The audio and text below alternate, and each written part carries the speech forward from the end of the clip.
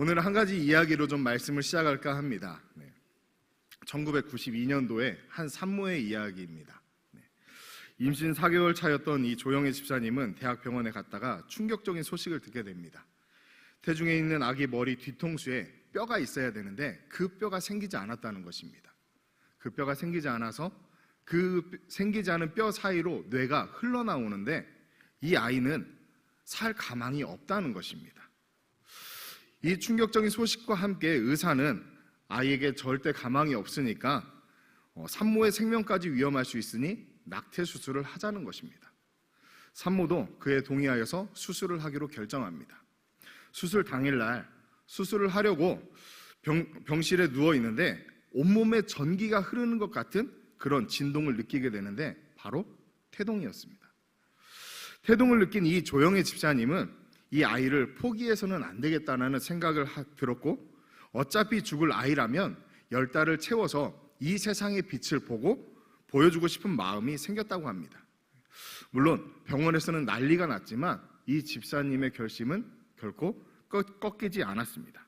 그렇게 10달을 다 채우고 제왕절개 수술로 아이를 낳게 되는데 아이를 낳고 보니까 아이의 머리 옆에 머리만한 뇌가 또 있었습니다. 이 머리만한 뇌가 뇌막에 쌓여서 흘러나와 있었는데 의사가 그 모습을 보고 이 아이는 숨 쉬는 것만으로도 기적이라고 이야기하였습니다. 이때 산모가 의사에게 물었습니다. 선생님, 수술하면 이 아이가 살 수 있을까요? 이 물음에 의사가 이렇게 답합니다. 저희도 이런 경우는 처음이고 의학적으로 볼 때 1%의 희망도 보장할 수가 없습니다. 의사의 말을 들은 이 산모가 다시 의사에게 말합니다. 그러면 이 아이가 수술해서 산다면 그것은 의학이 한 일이 아니라 하나님이 하신 일이겠네요. 그럼 저는 기도할 테니 선생님은 최선을 다해 수술해 주세요. 그리하여서 이 아이는 생후 3일 만에 수술대에 올랐고 대뇌의 70%, 소뇌의 90%를 다 잘라내었다고 합니다. 수술을 마친 의사는 이 조영애 집사님에게 이제 이 아이는 보지도 듣지도 걷지도 말하지도 못하고 장애가 너무나도 심각하여서 얼마 살지 못할 거라고 이야기했다고 합니다. 그로부터 30년이 지난 지금 이 아이는 아직도 살아있으며 평창 스페셜 올림픽에서 애국가를 불렀고 트롯 가수 장윤정 씨와 부르의 명곡에서도 함께 노래하였으며 지금은 전 세계를 다니면서 희망을 노래하고 있습니다. 비록 한쪽 눈밖에 보이지 않고 한쪽 귀밖에 들리지 않지만 희망을 노래하는 이 아이가 바로 다음 주 사랑의 음악회로 우리와 함께하게 될 박모세 씨입니다. 당시 의사는 이러한 경험을 해본 적도 없고 그저 의료적 판단으로 보았을 때 뱃속의 아이를 낙태하는 것이 옳다고 판단하여서 이 산모에게 아이를 낙태하자고 이야기하였을 것입니다. 아이가 태어난 후에도 뇌의 대부분을 잘라내었기 때문에 아이는 도무지 살 수 없다고 그렇게 말하였을 것입니다. 그러나 이 어머니 조영애 집사님은 포기하지 않고 이 아이는 하나님에게 달려있다는 그 소망을 가지고 기도하였고 하나님은 당신의 선하신 뜻을 위하여서 지금은 희망을 노래하는 자로 사용하고 계신 것입니다. 이처럼 우리 인간은 우리의 지식대로 또한 눈에 보이는 대로 판단하고 때로는 자신을 과시하는 경향이 있습니다. 그리하여 자신의 생각과 다르거나 이해가 되지 않을 경우에는 또 현실의 한계에 부딪힌다 생각할 때에는 쉽게 포기해버리고 자신의 기준에 따라 판단하거나 정죄해버리기도 합니다. 어떠한 때에는 우리 눈에 보이는 대로 판단하다가 우리를 향하신 그 하나님의 섭리하심과 그 뜻하심까지도 비판하는 경우가 종종 있습니다. 인간의 제한적인 생각으로 무한하신 하나님을 모두 알 수 없는데도 말입니다. 그러나 하나님의 섭리, 하나님의 그 뜻하심을 믿는 자들에게는 다릅니다. 당신의 선하신 뜻을 위하여서 우리에게 그 일을 품게 하시고 기도하게 하시며 우리 안에 일하시는 줄을 믿습니다. 오늘 말씀을 기록한 바울이 바로 그러한 사람입니다. 바울은 베냐민 지파였고 어려서부터 알고 배워온 유대교 신앙을 가졌으며 율법으로는 어느 바리새인 못지않은 그러한 사람이었습니다. 그리스도인들을 잡아 유대교 재판에 넘기는 것을 당연한 것으로 알고 살아온 사람입니다. 즉 바울은 자신이 알고 믿고 살아온 그 현실에 반하는 것을 부정하며 살아왔던 것입니다. 그날도 어김없이 그리스도인들을 잡으러 가는 도중에 다메섹 도상에서 부활하신 예수 그리스도를 만나게 되었고, 그 이후 바울은 자신이 가지고 있던 그 모든 가치와 사상, 시선, 그의 모든 삶이 바뀌게 됩니다. 이전에는 눈앞에 보이는 현실에 맞지 않는 것을 거부하면서 살았다면, 이제는 현실과 이성을 넘어서 나를 구원하신 예수 그리스도를 보게 됩니다. 이전에는 예수 믿는 자를 잡아 옥에 가두는 것이 당연하였지만, 부활하신 예수를 만난 후 스스로 매맞음과 파선당함과 잠 못 자는 등의 어려움을 당함에도 불구하고 예수 전하는 것을 결코 쉬지 않습니다. 또 예수로 인하여 감옥에 갇힐 것과 죽을 것을 알지만 주저하지 않고 예루살렘으로 나아갑니다. 제자들과 사람들은 이 바울이 예루살렘으로 가는 것을 가지 말라고 말립니다. 왜냐하면 바울이 예루살렘으로 가면 결박받고 고난당할 것을 성령께서 알게 하셨기 때문입니다. 그러나 바울은 그 제자들도 다른 사람들도 보지 못한 다른 것을 보았습니다. 눈앞에 있는 그 고난을 넘어서 하나님께서 자신을 통하여서 이루실 일, 하나님의 기쁘신 뜻을 위한 일을 보았고, 바울은 그 일을 위하여 주저함 없이 나아갔던 것입니다. 결국 빌립보서를 기록하고 있는 지금 바울은 감옥에 있습니다. 사람들은 바울을 보고 그가 전하는 것은 나사렛 이단이며, 이 바울은 그 나사렛 이단의 우두머리라고 하여서 감옥에 가둔 것입니다. 아마도 그들은 바울을 옥에 가두며 이렇게 생각하였을 것입니다. 결박당하기 전에는 이리저리 도망다니며 예수를 전했겠지만, 이제는 감옥에 가두어 두었으니 전염병과 같은 이 바울은 이제 아무것도 할 수 없다고, 이제 바울은 끝났다고 그렇게 생각하였을 것입니다. 그러나 모든 것이 끝난 것 같은 그때에도 하나님은 우리 안에 하나님의 기쁘신 뜻을 위하여서 일하십니다.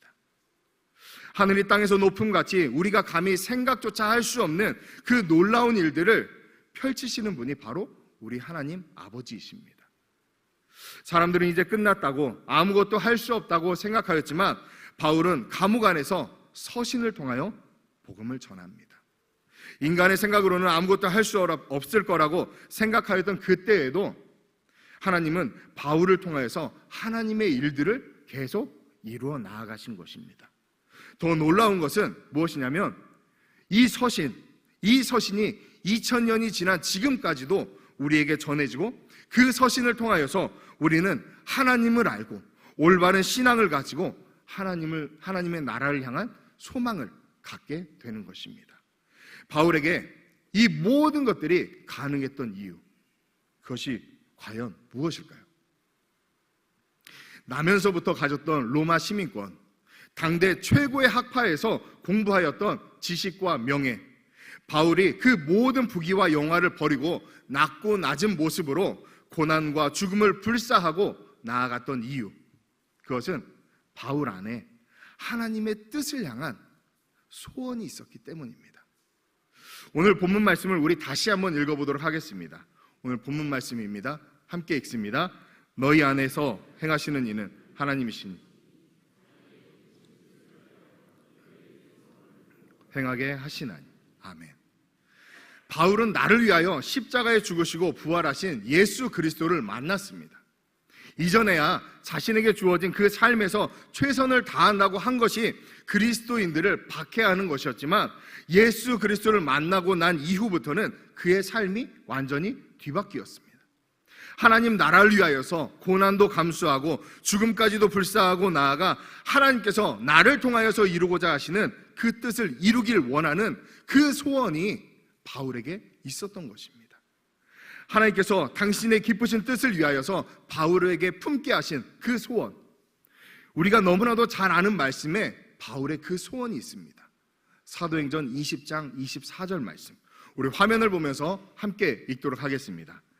내가 달려갈 길과 주 예수께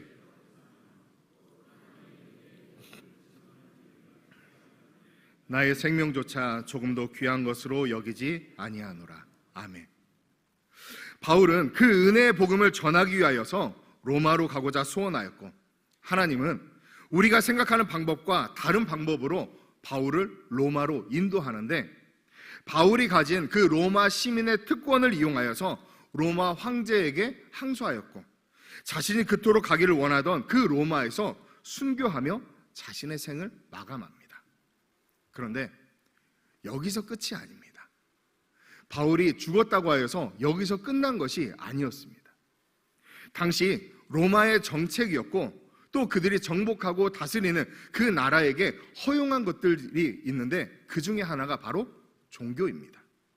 로마는 종교 포용 정책을 고수하였는데, 식민지 사람이 이 종교 때문에 죽었다라면 아무런 상관도 없을 것입니다. 그러나 로마 시민권을 가진 사람이 더군다나 종교로 인하여서 죽임을 당했다는 이 사실은 로마 사회에 큰 화제를 불러오게 되었고, 그로 인하여서 수많은 사람들이 예수 그리스도에게 관심을 갖게 됩니다.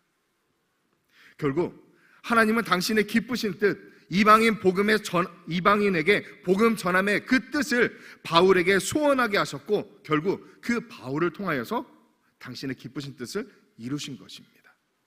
이처럼 바울이 만나고 믿고 뒤따르던 그 부활하신 예수 그리스도, 그 예수 그리스도를 저와 여러분들도 이미 만났고 믿으며 뒤따르기를 소원하는 줄 믿습니다. 그리고 우리 역시도, 나 역시도 나를 통하여서 하나님의 영광이 나타나며 하나님의 그 선하신 뜻이 이루어지기를 원한다고 날마다 고백하고 기도합니다. 아멘. 그런데 우리의 삶은 바울의 삶과 너무나도 많이 다른 것 같습니다. 우리는 내 앞에 놓여진 현실에서 한 발 더 나아가질 않습니다. 세상의 기준과 가치를 벗어나는 것은 돌아보려고 하지는 않습니다. 세상의 기준과 신앙의 요구가 서로 다르면 기꺼이 세상의 요구를 선택합니다. 내 스스로 한계를 정하여 두고 그것이 하나님께서 정해주신 것 마냥 딱 여기까지라고 하고 기준을 정해둡니다. 이 정도면 된다고, 더 이상 할 수 없다고, 안 해도 된다고 스스로 포기하거나 좌절합니다. 하나님의 뜻대로 살기를 원합니다. 소원을 가지고 고백하지만 정작 우리 생각에 옳다고 판단되는 그대로 살아갑니다. 내게 능력 주시는 자 안에서 내가 모든 것을 할 수 있다라는 이 말씀은 좋아하고 할 수 있다고 고백은 하는데, 우리의 삶에서는 하나님의 능력을 의지하지 않습니다. 그렇기에 우리는 늘 넘어지고 실패하고 좌절을 경험합니다. 이 세상을 창조하신 그 하나님을 믿고 따르는 우리에게 어느덧 세상은 감당하기 버거운 큰 산처럼 보일 때가 많이 있습니다. 사람들이 아무것도 할 수 없다고 생각하였던 그 감옥, 그 안에서 바울은 바울 안에서 행하시느니 그 하나님의 성령이 그를 통하여서 또 다른 방법으로 복음을 전하게 하셨습니다. 만약 바울이 그 감옥 안에서 하나님, 나는 이제 끝났네요, 더 이상 이제 아무것도 할 수가 없습니다 라고 고백하였다면, 하나님은 그 바울이 아닌 다른 사람을 통하여서 하나님의 선하신 뜻을 이루셨을 것입니다. 비록 내가 지금은 감옥에 있지만 가만히 주저앉아 있는 것이 아니라 그 안에서 내가 할 수 있는 최선의 것을 찾습니다. 몸은 비록 자유롭지 못하지만 편지를 써서 교회들을 돌보고 잘못된 것들을 가르치며 위로합니다. 또한 동역자들을 세우고 사람들을 세우고 그들을 통하여서 복음이 전달될 수 있도록 그렇게 하였습니다. 이처럼 하나님의 뜻대로 살아가기를 원하는 우리에게 필요한 모습, 바로 바울과 같은 모습입니다. 나는 할 수 없다고 스스로 기준을 만들어 포기하거나 좌절하는 것이 아니라, 나는 할 수 없지만 내 안에 행하시는 그 하나님이 계시다는 그 믿음으로 담대히 나아가 하나님의 그 선하신 뜻을 이루어드리는 여러분들 되시기를 간절히 소망합니다. 포로 생활에서 돌아온 이스라엘 백성들은 예루살렘에 돌아가서 성전을 재건하려고 그렇게 힘썼습니다. 이것은 그들의 뜻이나 그들의 생각이 아니라 하나님께서 예루살렘이 멸망하기 그 이전부터 선지자들을 통하여서 무조건적인 은혜로 그들을 회복시켜 주실 것을 거듭 약속하신 하나님의 뜻이었습니다. 그리고 이 성전은 단순히 건물이 아니라 하나님 나라로서의 상징이고, 그 성전에 대한 마음을 하나님께서 이스라엘 백성들에게, 포로에서 돌아온 그 유다 백성들에게 품게 하신 것입니다. 그런데 이 성전 건축을 방해하는 사람들이 있습니다. 사마리아와 주변 국가들이 이 성전 건축을 방해하여 그 성전 건축이 중단되게 됩니다. 약 16년 동안. 그러나 하나님은 그 세상의 반대 속에서도 하나님의 사람을 통하여서 그 일을 이루시는데, 스가랴서 4장 7절의 말씀입니다. 우리 화면을 보며 함께 읽겠습니다. 큰 산아 내가 무엇이냐, 스룹바벨 앞에서 평지가 되리라. 아멘. 하나님은 이 스룹바벨을 통하여서 성전을 완성하게 하시는데, 오직 그것은 스룹바벨이 어떠한 탁월함이나 그가 어떤 가진 능력이나 어떠한 리더십이 있어서 그 성전이 재건된 것이 아닙니다. 오직 하나님의 영으로 가능토록 하셨습니다. 이스라엘 백성들이 출애굽하고 앞에는 홍해가 막히고 뒤에는 애국 군대가 쫓아오고 있습니다. 사람들은 어떻게 하느냐며, 왜 우리를 이곳으로 이끌어내서 여기서 죽게 만드느냐고 모세를 비난합니다. 그러나 그때 하나님께서 말씀합니다. 출애굽기 14장 13절의 말씀, 우리 화면을 보며 다시 한번 읽도록 하겠습니다. 모세가 백성에게 이르되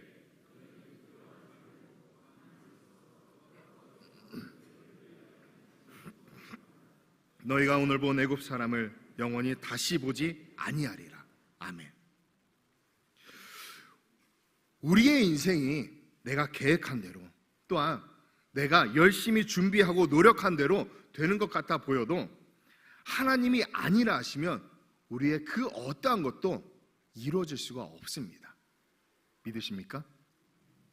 왜냐하면 하나님은 나를 향하신 그 계획을 가지시고 나를 택하셨으며 주의 자녀 삼으셨기 때문입니다.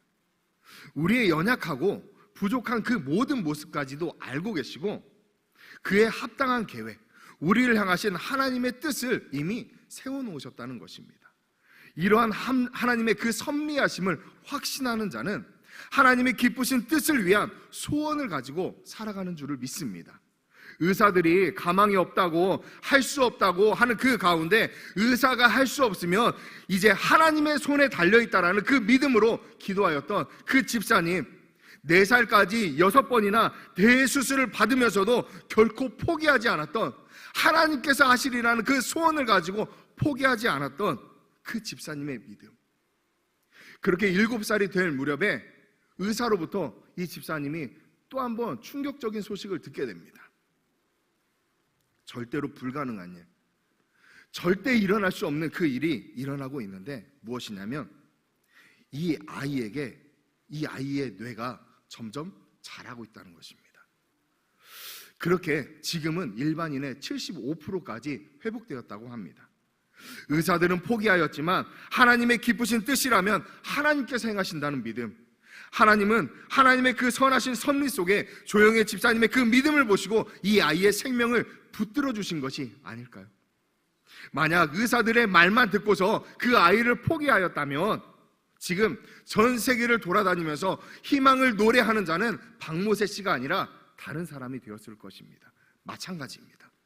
하나님께서는 우리를 통하여 이루고자 하시는 선하신 뜻이 있습니다. 그것을 우리가 소원으로 품고 하나님께서 우리에게 품게 하신 그 소원을 이루기 위하여서 기도하며 함께 나아갈 때 하나님은 우리를 통하여서 그 선하신 뜻을 이루시지만, 반대로 그러지 않는다면 하나님은 우리를 향하신 계획을 다른 사람으로, 촛대를 옮기듯이 다른 사람을 통하여 이루신다는 것입니다. 내 안에 행하시는 그 하나님, 그 하나님의 선하신 뜻을 위하여서 우리에게 소원을 두고 행하시기 때문입니다.